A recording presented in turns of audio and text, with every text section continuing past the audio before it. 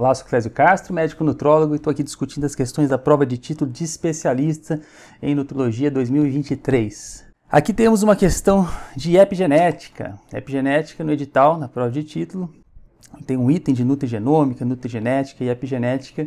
É uma área que só vai evoluir nos próximos anos, então pode esperar para as próximas provas mais questões sobre isso e mais impacto, para a vida nutrólogo, a genética. Aqui nossa pirâmide do aprendizado nutrológico. Tá aqui a nossa genética, epigenética. E a questão é essa. Nossa, a questão, até eu ler isso tudo, pouco tempo. A gente tem que aprender a ler questões, Então veio aqui, o que essa questão fala, Qual é o tema dela? Ela tem aqui, dinucleotídeo, CpG, metilação de DNA, epigenético. Opa, então já sei o tema da questão. Eu posso já começar a lê-la, já com uma avaliação mais crítica. Então vamos começar aqui, O que seria então os CpGs, dinucleotídeos? A gente sabe que temos aqui no nosso DNA as bases nitrogenadas purinas, as pirimidinas, e a gente sabe que há uma ligação da guanina com a citosina, da adenina com a timina no nosso DNA. Então lá no DNA, de uma fita para outra, da fita dupla, vou ter uma guanina ligada a uma citosina pelas pontes de hidrogênio. Então aqui as pontes de hidrogênio, a guanina e a citosina. Assim como a adenina e a timina. E aí a gente tem as nossas duas fitas de DNA. Só que essa guanina e citosina, elas podem também estar uma do lado da outra, tá? Então a gente chama de sítios ou ilhas CpG. Então, se a gente pegar aqui, desse lado para esse lado, eu tenho aqui CpG, é uma citosina do lado de uma guanina. Lógico, ela está pareada, elas estão pareadas com guaninas e citosinas, respectivamente, mas a gente pode ter isso daqui. Se a gente for ler o DNA todo, a gente tem vários sítios CpGs. E qual é a característica desses sítios CpGs? Nesse local, mais especificamente na citosina, a gente tem aqui no carbono 5 uma área onde a gente pode adicionar um metil, fazer uma metilação. Então, quando a gente fala de metilação de DNA, é isso, a gente colocar um metil aqui no carbono 5 da citosina. E isso faz com que essas áreas CpGs, os sítios CpGs, eles são áreas geralmente promotoras de transcrição de genes. Então, se eu colocar nesse carbono 5 um metil, eu posso estar diminuindo a transcrição daquele pedaço de DNA. Tá? Lógico, se eu modificar aqui a citosina, por exemplo, tirando uma amina, transformando ela em timina, eu tenho uma mutação, eu tenho uma alteração genética. Aqui eu tenho uma alteração na metilação epigenética. Eu não estou alterando a base, mas eu estou alterando através da metilação.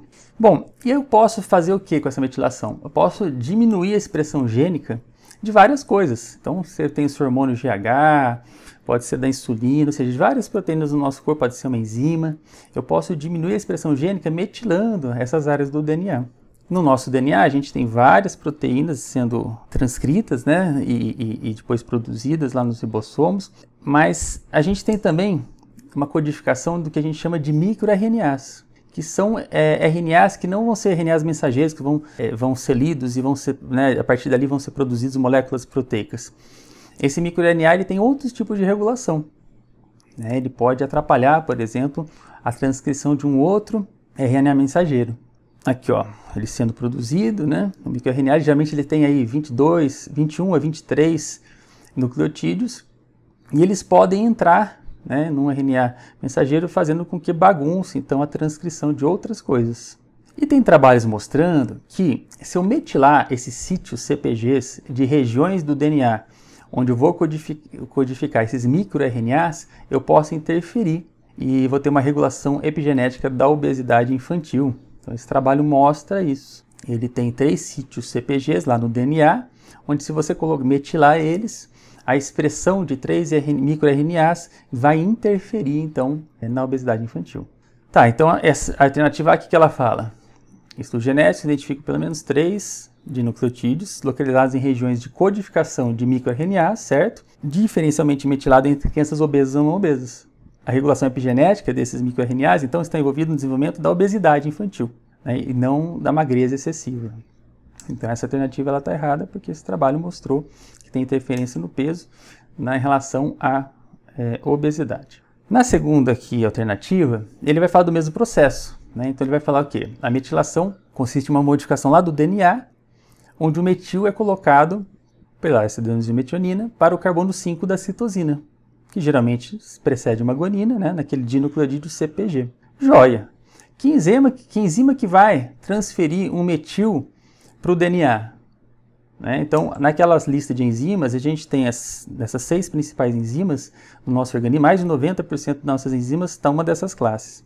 E a enzima que transfere uma coisa para outra é uma transferase.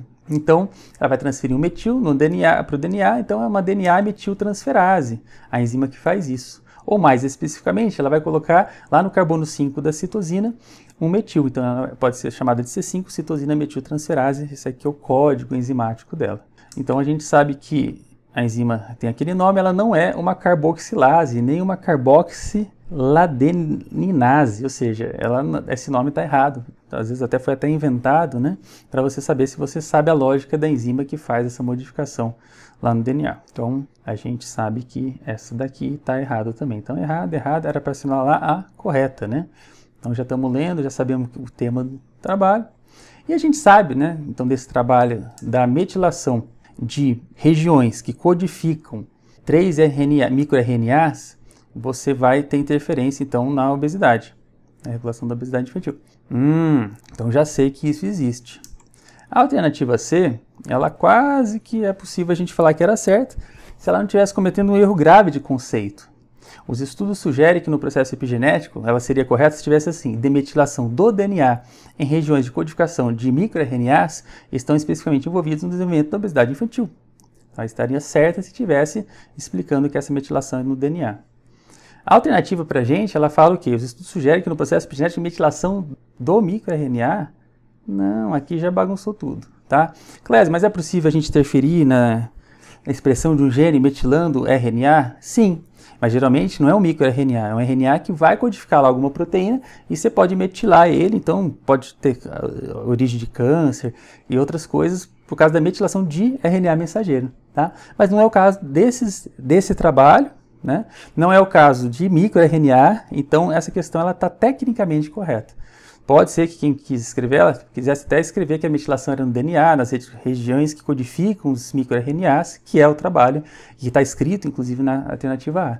Mas essa alternativa está errada. Vamos para a próxima.